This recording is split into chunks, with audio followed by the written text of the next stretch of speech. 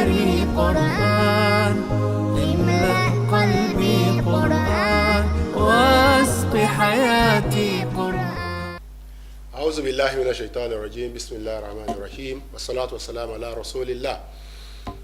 A kí gbogbo ẹ̀yin ará ilé tí ẹ̀ ń gbọ́ wa lórí ètò wa ètò NASFAT half hour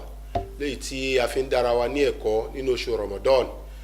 pé bó la ṣe fẹ́ rí ojú rí Ọlọ́run nínú oṣù yìí tá a fi lò bó ṣe yẹ ká lò tí yóò sì fi rí bó ṣe yẹ kí ó rí fún wa. Lórí ètò yìí ní èní pẹ̀lú ògo Ọlọ́run a ní àlejò pàtàkì tí wọ́n jẹ́ the Deputy Chief Missioner of NASFAT, igbákejì ọ̀gá àgbà fún ìjọ Nasirullah El-Fati ní ẹ̀ka àwọn àáfàá tí wọ́n darí ìjọ náà, àwọn bàbá wa ìmáàmù wa Abdul Lateef Muhammadu Bello. Àwọn náà ni wọ́n wà lórí ètò pẹ̀lú wa ní èní tí wọ́n sì máa bá wa wo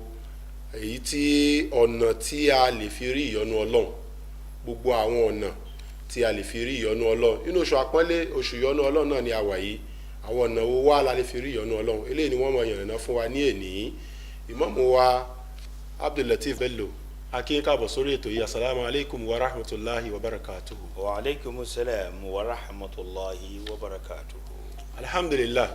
a ti wà nínú oṣù àpọ́nlé, oṣù yọ ẹ̀ṣẹ̀, oṣù tí a fi ń rí ìyọ́nú Ọlọ́run. Tí a bá wá ń sọ̀rọ̀ ìyọ́nú Ọlọ́run, kí tiẹ̀ gan pàtó ní jẹ́ ìyọ́nú Ọlọ́run, àti pé àwọn ìgbésẹ̀ wo náà ni a lè gbé láti fi rí ìyọ́nú Ọlọ́run. Ẹ ṣé púpọ̀ atọ́kùn,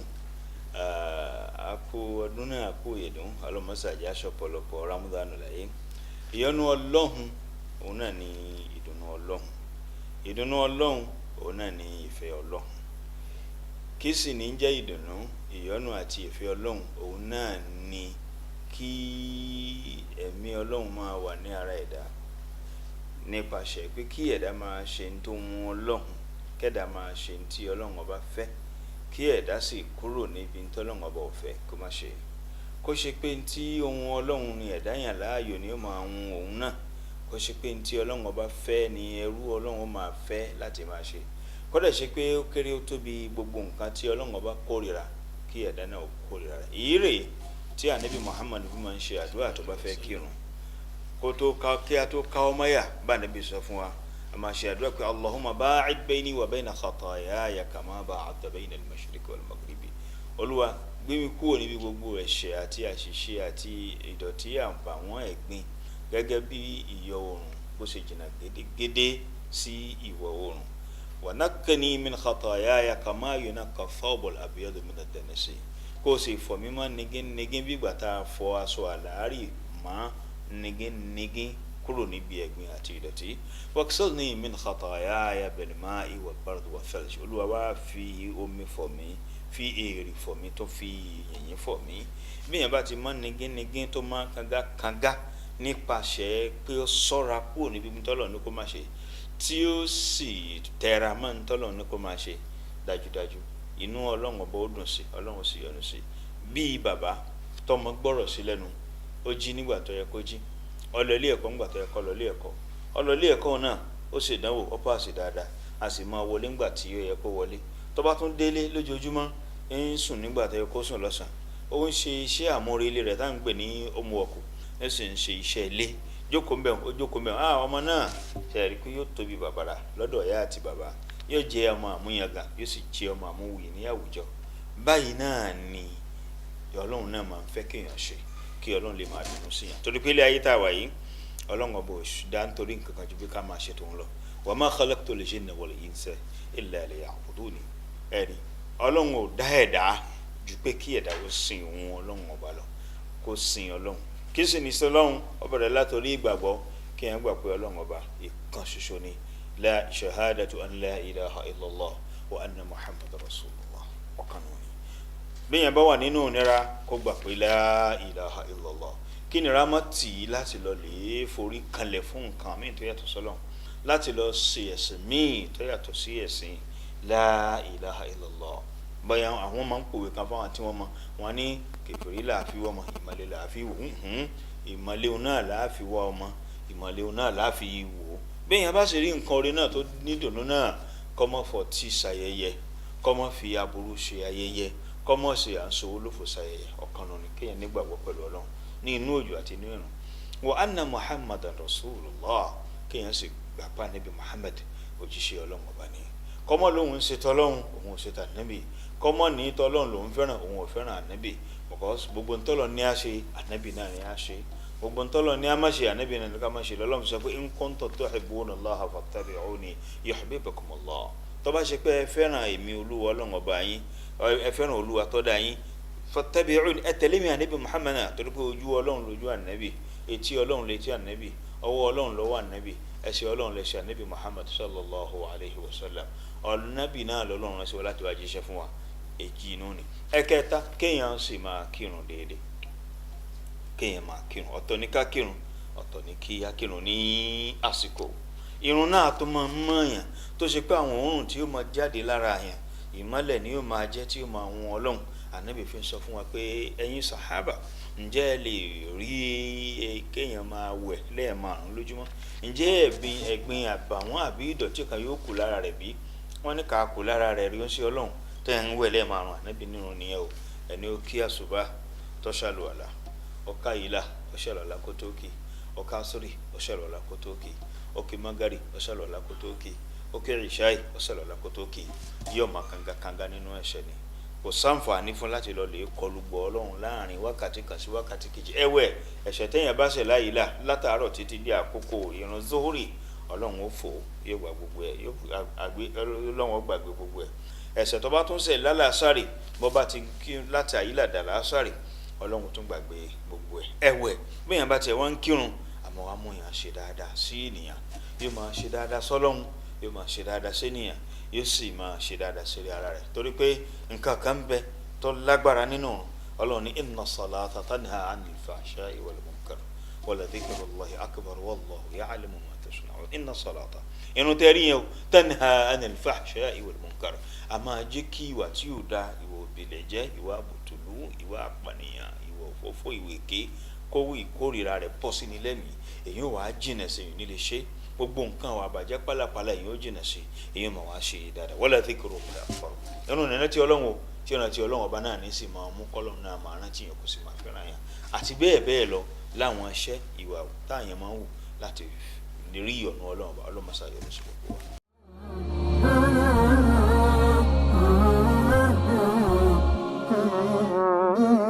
رحمن يا رحمن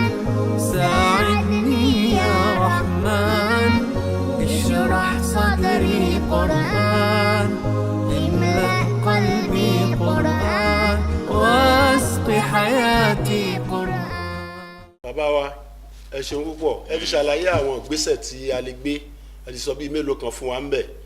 àwọn ìgbésẹ̀ tẹ ṣàlàyé fún wa yìí ẹni tó ń kírun ẹ ti ní ìrun ó máa ní àǹfààní ó níṣẹ́ tí ó máa ṣe lára rẹ̀ lórí àwọn ìhùwàsí rẹ̀ àwọn afẹ́kẹ́ tó wá ṣàlàyé fún wa síwájú sí kí làwọn àǹfààní lórí àwọn ìgbésẹ̀ wọ̀nyí tí yẹn bá ti gbé tó sì fi ojú rí Ọlọ́run kí làwọn àǹfààní tó ń tàn fẹ́ rí lára rẹ̀. ẹ ṣe púpọ̀ àtọkùn àǹfààní téèyàn ó rí lára rẹ̀ ni pé ẹ̀mí yìí ó mọ̀ kangakanga téèyàn bá gbọ́ Ọlọ́run ọba gbọ́ tó gbà níbi gbọ́ tó sì ń kírun ẹ̀mí rẹ̀ ó mọ̀ kangakanga àwọn àwa ẹ̀gbin ìwà tẹ̀m̀bẹ̀lẹ̀kún kèéta ìlara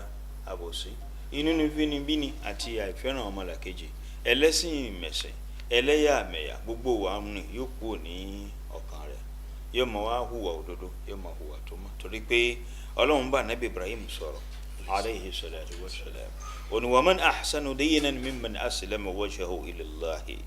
wa huwa muhsinun wattaba'a millata Ibrahim hanifa wattakhadha Allahu Ibrahim khalila ẹ̀rí wa man ahsana dinan mimman aslama wajhahu ilallah ẹnìkan ò sunwọ̀n lẹ́sìn ẹnìkan ò dára lẹ́sìn ẹnìkan ò pójú owó nípa ẹ̀sìn Islam tó dàbí ẹni tó ṣe yí pé aslama wajhahu lillah tó ju pájú sẹ́lẹ̀ fọlọ́run pẹ̀lú gbígbà Ọlọ́run ọba gbọ́ pẹ̀lú gbígbà Nábì gbọ́ kó sì tẹ̀lé òfin Ọlọ́run àti tànábì right wa huwa muhsinun tí sì tó ń ṣe dáadáa sí ọmọlàkejì ń ṣe dáadáa sẹ́ni ṣe dáadáa sí ó sì ń ṣe dáadáa sẹ́ni tí kò ṣe dáadáa sí tá a bá ti la gbọ́ Ọlọ́run ọba gbọ́ gbà Nábì gbọ́ àfi ká tó mú dáadáa ṣíṣe sí ọmọlàkejì wa ká mú dání, dáadáa sí ìyàwó, dáadáa sí àwọn ọmọ, ká má fi ẹ̀tọ́ ẹlẹ́tọ́ dùn ún, ká má ṣàbòsí fọmọ ẹni, kí ìyàwó má ṣàbòsí fọ́kọ, kọ́kọ́ má jàǹbá ìyàwó, kí ọmọ ìyá má jàǹbá ara wọn, káwọn ọbàkan má jàǹbá ara wọn, kí alámúlétì síra wọn kọ́ má jàǹbá ara wọn, ká fúnra wa ní ẹ̀tọ́ ara wa gẹ́gẹ́ bí alábàágbé, gẹ́gẹ́ bí aládùúgbò, gẹ́gẹ́ bí àwọn olùbáṣiṣẹ́ ní ẹnu iṣẹ́. sáláǹsìn náà ná àkókò òun tó àti lọ kírun àforíkanlẹ̀ títí orí ti dúdú, ó ku ìṣesí òwú láàrin ìwọ àti ọmọ alákejì rẹ, right? àwọn kọ̀líìgì rẹ tẹ́jọ́ ń ṣiṣẹ́, kódà láàrin ibi sí Ìkẹjà ń bẹ̀rù ni àbí Sọ́jọ́ta ni ọba bá wọ ọkọ̀ pọ̀, kó rí i pé ó ṣe dáadáa sí i, kakọ́ kíra ẹni,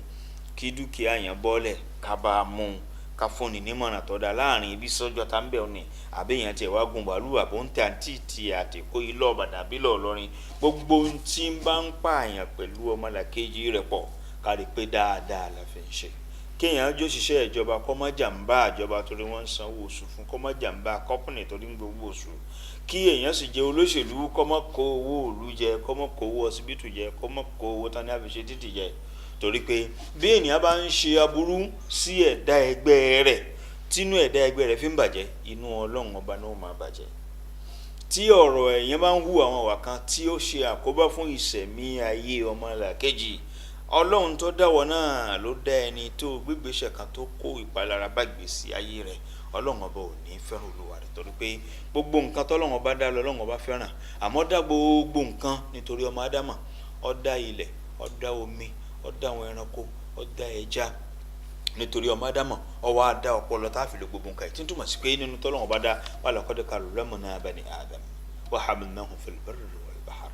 Ọlọ́run lọ́mọ Ádámà ni mo pọ́n lójú, mo fẹ́ràn jù. So ohun téèyàn lè ṣe jù tí yóò dùn Ọlọ́run ọba nínú ni pé kéèyàn ṣe aburú sí ọmọlàkejì rẹ̀. dáadáa tí Ibrahim ṣe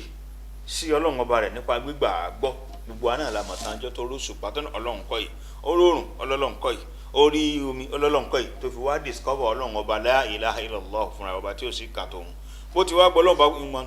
bá gbọ́ tán ìwọ̀n tó ń ṣe dáadáa sí ẹ̀dá ẹgbẹ́ rẹ̀. ẹ wo ohun tó ṣẹlẹ̀ láàrin wọn àti ìyàwó rẹ̀ méjèèjì, tí ìyàwó kan bímọ tí kan ò tí ì bímọ, ó sì gbé èyí tó bímọ Hajara, ó sì gbé sá kí èyí tó jẹ́ ìyálé kó mọ̀ wá ní àníyàn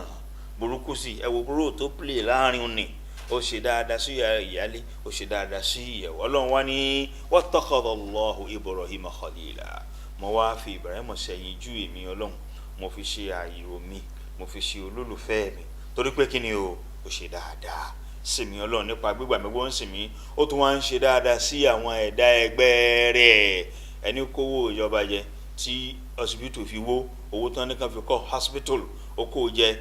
wọn wá rí oògùn rà sí hospital, wọn sanwó fún àwọn dókítà wọ̀rọ̀. gbogbo aburú tó bá ṣẹlẹ̀ lọ́sibítù ni a sì rò rẹ̀ pọ̀ mọ́ iṣẹ́ rẹ̀ ní o. ẹni ní kì í ṣe mùsùlùmí, kò sì lè rí ọ̀nà Ọlọ́run. ẹni a ní kó fún pé kọ́ bá wa tó títì ṣe, tó kówó títì jẹ, títì wá bàjẹ́ lákòókò tí ẹ kó bàjẹ́, àwọn mímí ń ṣòfò lórí rẹ̀. gbogbo àwọn èèyàn tó kú lórí títì ni ó di wọ̀ lọ́rùn rẹ̀ níjọ́ gbẹ̀dẹ̀ alkiyama, ohun àtàrọmọdọ́mọ oríṣi máa jìyà rẹ̀. so torí náà bẹ́ẹ̀ bá fẹ́ rí ọ̀nà Ọlọ́run o, lẹ́yìn pọ́gbọ́ Ọlọ́run bá gbọ́, ó ṣe dáadáa sí gbogbo ẹ̀dá níyàn tọ́lọ́run bá dá, tí àṣepọ̀ kan àbí kejì ń bẹ láàrin òun àti àwọn ẹ̀dá náà. Of Ànábì Muhammad sallallahu alaihi wa sallam ó ní ata'lamuna manil muflisu, ǹjẹ́ mo lò síbi? àwọn sàábé ní olùsí àmọ́ bẹ́ẹ̀ ọba ti nígá tí ò nígò tí ò ní kábọ́ sọ́ọ́lẹ̀ káwọ́ mi, kábọ́ bàtà kánlẹ̀ káwọ́ mi, olùsí nù Ànábì lólùsí kọ́. Ànábì lẹ́yìn olùsí lẹ́ni tó ṣe gbẹ́njọ́ ń gbé dàlkìyàmà, ó gbérun wá, ó gbé àwẹ̀ wá, ó gbé hajj wá, ó gbé gbàgbọ́ wá, ó gbé maka wá, ó gbé zaka wá. àmọ́ ńgbà táwọn iṣẹ́ rẹ̀ wò, ó ti sàbúrú sí ẹni yìí, ó ti pààyàn rí, ó ti bá tẹ́lẹ̀ ìjẹ́rí. gbogbo àwọn tó wá ṣe aburú fún yẹn, àwọn a lè mú gbogbo ọ̀run rẹ̀ ká fi dì, a lè mú gbogbo àwẹ̀ rẹ̀ ká fi dì, a lè mú zaka rẹ̀ ká fi dì, ní ìwọ̀nba báwọn tó ṣe aburú fún bá ṣe pọ̀ sí. tọ́ bá wá ṣe pé gbogbo àárín tó ṣe fún Ọlọ́run ní ìgbàgbọ́ ní ìsìn Ọlọ́run bá wá tán, táwọn tó ṣe aburú fún sì tó kù ńlẹ̀, àwa gbé gbogbo aburú àwọn tó kù yẹn á máa dà á pọ̀ mọ́ tiẹ̀. eléyìí wá lè sọ òun gan náà dọ̀mọ́ náà, kọ́ ló mọ̀jà wọ náà kó sì mọ̀jà wọ tàlùkìyàmà. so ìsìn Ọlọ́run, ìbẹ̀ Ọlọ́run kò pé ìwáyọ̀nù Ọlọ́run ọba ò sì lè achieved, èèyàn ò lè rí ìyọ̀nù Ọlọ́run achieved pẹ̀lú mímọ̀ sin Ọlọ́run ọba nìkan láì máa ṣe dáadáa sí ọmọlàkejì. tí í ṣe ẹ̀dá tí Ọlọ́run bá dá dáadáa ṣíṣe yìí òun náà ni Ànábì Ibrahim fi di ààyò Ọlọ́run. ẹ̀yin aráalé tí ẹ̀ ń tẹ́tí gbọ́ wa lórí ètò yìí, ètò tẹ́ ń wò òun náà ni NASFAT half hour tí ìjọ Nasirullah El-Fati tí wọ́n ṣe agbátẹrù rẹ̀. Ní èní lórí ètò, àwọn bàbá wa tí wọ́n ti ń ṣe ìdánilẹ́kọ̀ọ́ fún wa, àwọn náà ni the Deputy Chief Missioner of NASFAT, Imam wa Abdul-Lateef Bello. Wọ́n ń ṣàlàyé fún wa lórí àwọn ọ̀nà tí a lè fi rí ìyọ́nú Ọlọ́run. Wọ́n sì ṣàlàyé oríṣiríṣi ọ̀nà fún wa. Wọ́n tún wá ṣàlàyé fún wa nípa àwọn àǹfààní tó wà níbi kárí ìyọ́nú Ọlọ́run. Wọ́n ti sọ fún wa pé àforíjì ń bẹ ń bẹ àtàwọn bẹ́ẹ̀ tí wọ́n ti ṣàlàyé. Àmọ́ bàbá wa Imam wa Abdul-Lateef Bello, ǹjẹ́ àwọn àǹfààní míì tún wà lórí pé bá a ṣe lè rí ìyọ́nú Ọlọ́run? Ẹ rí iṣẹ́ téèyàn bá ti ń ṣiṣẹ́ ìyọ́nú Ọlọ́run, bọ́lọ́run bá ti ń yọ́nú sí ayé rẹ̀ ó rọrùn, ayé rẹ̀ ó tùbà, ayé rẹ̀ ó tùṣẹ́, because ó ń ṣe dáadáa sí Ọlọ́run, ó gba Ọlọ́run ọba gbọ́, ó wá ń ṣe ntọ́lọ́run ní kó máa ṣe fún òun Ọlọ́run látàrí ìgbàgbọ́, ìrun kíkí, àwẹ̀ gbígbà, náfìlà, sàárà, tahajjud. Nítorí wọ́n ń ṣe dáadáa sí ẹ̀dá tí Ọlọ́run bá dá, right? Inú Ọlọ́run máa lọ sí yóò wá rójú tu ayé rẹ̀ ó túbà, ayé rẹ̀ ó túṣẹ́, kódà yóò rà lè Jánnà wọ̀. Tábà wọnú Al-Qur'an dáadáa, ọ̀nà 60 times lọ́lọ́run ti sọ̀rọ̀ àwọn àbejì tí kì í yára wọn, al-iman wal-amalu salih, iṣẹ́ rẹ̀ àti ìgbàgbọ́ nínú Ọlọ́run àti iṣẹ́ rẹ̀. Ẹja wa mú méjì àbí mẹ́ta ń bẹ. Ẹ̀rí nínú súratu Muhammad, Ọlọ́run ní inna Allaha yudkhilu alladhina amanu wa amilu salihat jannatin tajri min tahtiha al-anhar. Ọlọ́run ní àwọn tí wọ́n gbọ́ Ọlọ́run ọba gbọ́ tó sì ń ṣiṣẹ́ rẹ̀, àwọn ní fi sálì janna. Walladhina kafaru yatamatta'una wa ya'kulun kama ta'kulu al-an'am wan-naru ma'wahum. Àmọ́ àwọn kèfèrí, àwọn òbílẹ̀ jẹ́, wọn gbọ́ Ọlọ́run ọba gbọ́, wọn ṣe dáadáa sẹ́niyàn, ẹ fi wọ́n lẹ̀ kán máa lówó, kán máa rẹ, kán máa gbádùn bí ìranú ṣúgà. Tí wọ́n bá kú, wọ́n jẹ́ kú gbáyà, wan-naru ma'wahum, wọ́n wọ̀ náà lọ́dọ̀ Ọlọ́run, tọ́lọ́ Ọlọ́run ó yọ́nú sí wọn. Tábàtún lọ lè wò nínú Suratul Inshiqaq, Ọlọ́run ní innal ladhina amanu wa amilu salihati lahum ajrun ghayru mamnun. Àwọn tí wọ́n gbọ́ Ọlọ́run ọba gbọ́ tó ń ṣiṣẹ́ rẹ̀ o, wọ́n gba ládàá kan, wọ́n gba ẹ̀san kan. Ẹ̀san náà ẹyọ kan nínú rẹ̀, gbogbo ayé ìyàtẹ̀kùn rẹ̀ kò lè gba ẹ̀san náà. Wọ́n wà àlìjánnà. Àlìjánnà sì kò wá fihi ma la aynun ra'at, ntójú òrírí ní bẹ́ẹ̀, ntétí ọ̀gbọ́rí ní bẹ́ẹ̀, ìtẹ́nu ọ̀jẹ̀rí ní bẹ́ẹ̀, khalidina fiha, kàrin kése gbére gbá bú lẹ́dọ̀ sì máa wà ń bẹ̀. Olórí ẹ̀ wá ní pé gbogbo àwọn tó ń bá báyìí dọ́dọ̀ Ọlọ́run, wọn tún wá rí Ọlọ́run báyìí. Bá a bá tá wà l'Àlìjánnà tọ́lọ́run wá ké sí gbogbo aká fíṣítì wọn, tá a bá fojú kan Ọlọ́run, adùn rírí Ọlọ́run kìí ṣẹgbẹ́ adùn Àlìjánnà tó bẹ́ẹ̀ gẹ́ débi wípé kò sẹ́ni kankan tí ó tún fẹ́ padà sí Àlìjánnà mọ́. And that is the greatest oore tọ́lọ́run ó ṣe fún ẹni tọ́lọ́run bá yọ́nú sí l'Al-Qiyama. Yóò ṣe oore tó ga fún náà láyé o, ńgbà tó o ṣebi sẹ́dá ọmọlàkejì, ibi ò ní bá, burú ò ní bá, kò ní kọ́ sínú ìṣòro ẹ̀kọ́ kán mọ́ já kúrò nínú, kó mọ́ bọ́ kúrò nínú ìṣòro òun, torí ìṣòro tó ní ìṣòro wá ní gẹ́gẹ́ bí àdéhùn Ọlọ́run ọba pé wọ́n máa dán àwọn ọmọ mi wá wò, kì í ṣe ẹ̀san aburú tó ṣe fún ẹnìkan. Ẹ̀san aburú tó ṣe fún ẹnìkan bí ìyá rẹ̀ bá dé, yóò jẹ́ dójú òṣùwọ̀n, yóò jẹ́ dójú àmì, kọ́dà ó tún lè kan ọmọ rẹ̀ bí ó bá jẹ́ tán kó tó kú. Tó bá ṣe pé ìsìn lọ́hùn ń bẹ, ìṣe dáadáa sí ẹ̀dá nìyẹn náà ń bẹ, ẹni náà ayé rẹ̀ ó lójútùú, ayé rẹ̀ ó tùbà, ayé rẹ̀ ó tùṣẹ́, yóò wà nínú yọ̀tọ̀mí, yóò wà nínú gbẹdẹmukẹ, ayé rẹ̀ ó tutù mi lè jọjọ bí omi àfòwúrọ̀ pani, ayé rẹ̀ ó máa fẹ́ lẹ́lẹ́lẹ́ ní bí ẹ̀fúùfù lẹ́lẹ́, yóò wá kú re, yóò sùn re, ẹ̀yìn rẹ̀ ó tó máa dá, ẹ̀yìn rẹ̀ ó tó máa tòrò, yóò tó wá rẹ̀ nípàdé Ọlọ́run ọba. Bí sàárè ṣe gbóná tó ní, kò rí nira sàárè. Tó bá dijọ́ ní gbẹ̀ngàn Al-Qiyama, ìrọ̀rùn Ọlọ́run ó ṣe. Ọlọ́run tó ní innal ladhina amanu wa amilu salihat lahum jannatun tajri min tahtiha al-anhar dhalika al-fawzul azim, yẹnu Suratul Buruj. Aláwọn tí wọ́n gbè mí Ọlọ́run ọba gbọ́ṣẹ́, tí wọ́n tún ń ṣiṣẹ́ rí pẹ̀lú ẹ̀, lahum jannatun tajri min tahtiha al-anhar, ẹ̀rí wọ́n wà l'Àlìjánnà ni wọ́n mọ̀ gbádùn gbẹdẹmukẹ́. Atọ́kùn kí n tó lọ, àwọn tíra kan sọ pé tá a bá wà lọ́dọ̀ Ọlọ́run, tá a ti kú l'Àlìjánnà o, tọ́lọ́run bá wá invite wa wípé ká máa bọ̀ wá rí òun, tá a bá wá rí inú wọ́n mọ̀ wá dùn, a wá fẹ́ lọ, àní fẹ́ lọ, ẹ máa lọ náà gbádùn yà ní fẹ́ láyọ̀ àná, ṣé ẹ fẹ́ máa wà pẹ̀lú mi gbére, ọ̀dà ẹ wo góòlù, ẹ wo nǹkan tí ń bẹ níwájú yìí o, ń sọ sẹ́yìn, ẹnikẹ́ni tó bá rí i mú yóò padà wá bá mi bíbẹ̀, nǹkan náà bá fò fẹ́ lẹ́yìn wa, àbáwẹ̀yìn báyìí àmọ́ wá léun yóò wà níwájú tèmi yóò wà níwájú tiẹ̀ yóò wà níwájú gbogbo ẹnikẹ́ni ń kálukú bí ẹni pé iwájú mi ló wà ìgbà tá a bá di nǹkan náà mú gbìrì báyìí àlìjẹ́nà lábọ̀ sí yọba tó ń jẹ́ obìnrin ẹlẹ́yin ju ẹgẹ́ tọwọ́ kan ọ̀bàrí àwọn ọlọ́yàn kèrèjégbé àwọn wọn dé ọlọ́yàn gbágẹ̀ la ilaha illallah muhammadu rasulullah sallallahu alayhi wa sallam kò sí ní tó dáa bí ìyọnu ọlọ́run. alhamdulillah bàbá wa ẹ ti ṣàlàyé oríṣiríṣi ìgbésẹ̀ tá a lè gbé ẹ ti ṣàlàyé ẹ̀fọ́ ẹ ti sọ àǹfààní tí ń bẹ ń bẹ bó ti wá dáa tó yìí ǹjẹ́ àwọn ìdíwọ́ wà kí làwọn nǹkan tó lè dí ni lọ́wọ́ tí ò ní járí ìyọnu ọlọ́run. bẹ́ẹ̀ ni ìdíwọ́ wà rẹpẹtẹ ìdíwọ́ òun náà ni shaitan torí pé shaitan ó ti ní fabima aghwaytani la'aq'udanna lahum siratakal mustaqim ó ní ọlọ́run tó ti ṣẹ́bi lémi náà lémi kó lálìjánnà ẹ̀ níjẹ́ wọn lójú tó rẹ̀ yóò lé ẹlòmíì kó lágbára la ilaha illallah yóò bá máa lọ lè forí balẹ̀ fún kàmí olúwẹ̀sà gbàkónú kó lè rí ọ̀nà ọlọ́run bọ́ bá rí jẹ tó rí mu láyé orí ọ̀nà ọlọ́run bọ́ bá kú òun àtọ́lọ́run wọ́n jẹ́ wọ́sọ̀kòtò kan náà kọ́ ẹ gbọ́ tọ́lọ̀ ní yatamatta'una wa ya'kuluna kama ya'kulul an'am àwọn tí wọ́n àgbà mí gbọ́ tí wọ́n ń ṣe tí wọ́n fi ń gorí kalẹ̀ fún nǹkan mẹ́jẹ máa jẹ kama mọ́ àwọn bẹ̀lá kàwọn bọ̀ wá bá mi ọ̀kanu ṣètánì yìí ó tún wá lè máa kọ́ọ̀yàn ní aburú sí ọmọlàkejì àìdá sí ọmọlàkejì tó ṣe pé bí ṣe ń ṣe lọ́hùn ó dàbí ìgbà tí ń fọwọ́ ọ̀tún kọ́lé aburú tí wọ́n ń ṣe ló dàbí ìgbà tí ń fi ọ ẹ̀sùn sí tẹ́fí ṣe kí ni o tí ń fi ń wo ni pé kéèyàn má wàá gba ṣètánì láàyè nínú ayé rẹ̀ kóyìn orí pòun fámọ́ ọlọ́run àti ntọ́lọ̀ ní àṣẹ kó sì jìnnà sí ṣètánì àti ntí ṣètánì máa pààyàn láṣẹ àti ṣe àwọn ṣètánì lọ lórí ìdíwọ́ ṣètánì a máa fún ẹ ní òròjú àti ẹtì láti má kírun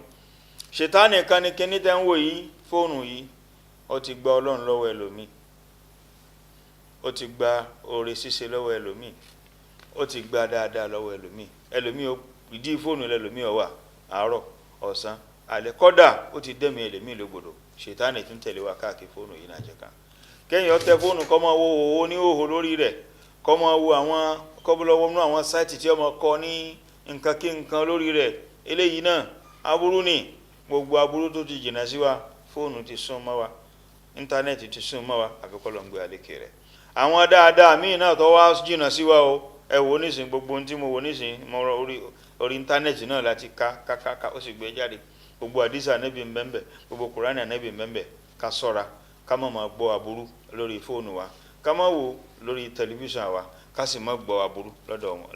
láàrin àwọn akẹgbẹ́ wa tí àwọn peer group wa ká má gbọ́ aburú bẹ́ẹ̀ lépa àkọ́ṣe aburú lára wọn àti torí íńtánẹ́ẹ̀tì àti torí móhùnmáwòrán ẹ ti pé GoTV nǹkan kan tí mẹ́ni ó ti gbé àṣẹ lọ́wọ́ ẹlòmíì kódà ìyá ẹlòmíì kú ó sì torí pé òun fẹ́ ìyá ẹlòmíì ṣàìsàn kú ó sì láfi tó ń bá wọ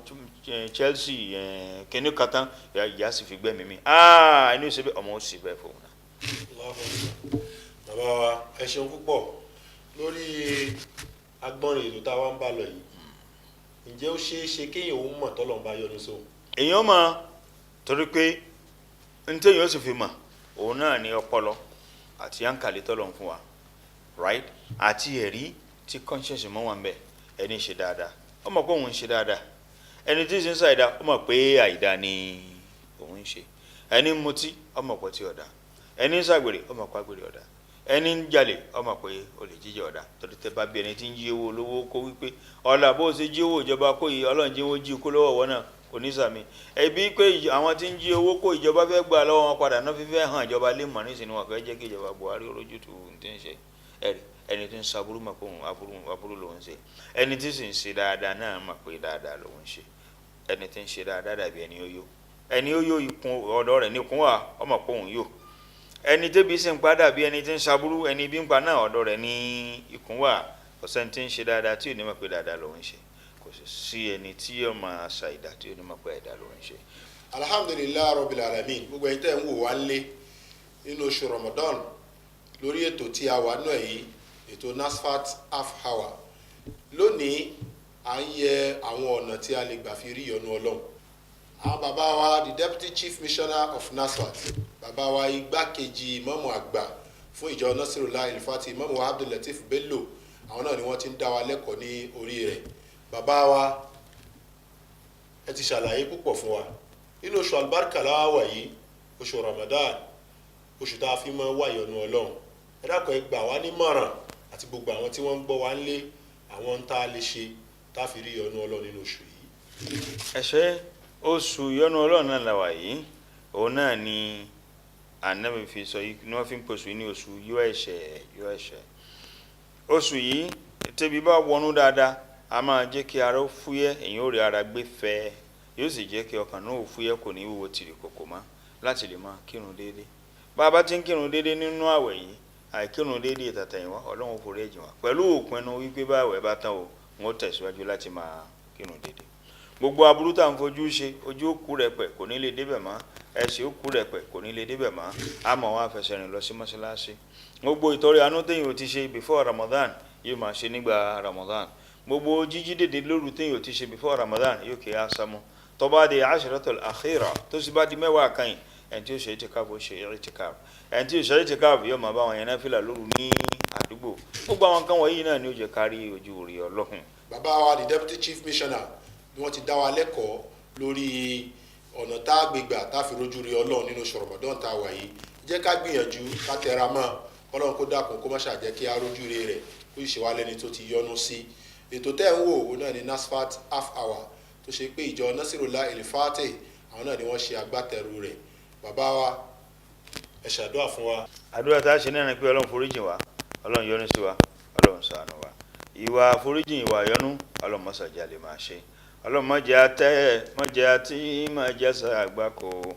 má jẹ́ abáwọn kébò sí kìlá wá ààyè fún. Alhamdulillah, a tún ní ká sọ fún yín lórí ètò yìí lẹ́ni kó tó di pa àmọ́ lọ wípé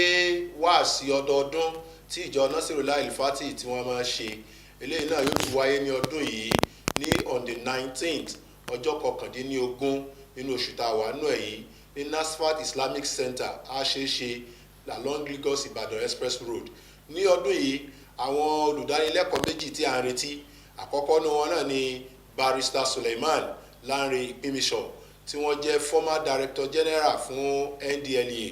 bákan náà ni bàbá wa the chief imam of our land, imam wa Muhyiddin Salman, àwọn náà la máa retí. ẹ jẹ́ kí gbogbo wa àti onílé àtàlejò ká sọ fúnra wa kájọ pàdé ń bẹ̀ nínú oṣù Ramadan àti wà ń bẹ̀rẹ̀ iṣẹ́ bẹ̀ ti bẹ̀rẹ̀ nìyí. kọ́lọ́n kó dáa kó má ṣàṣe ní ìrọ̀rùn fún wa títí táàtù wa máa fi pàdé nígbà mìíràn lórí ètò NASFAT half hour yìí. Ọlọ́run bá àlékè ọlá kó má ṣàdẹ́mi wa sí masalama.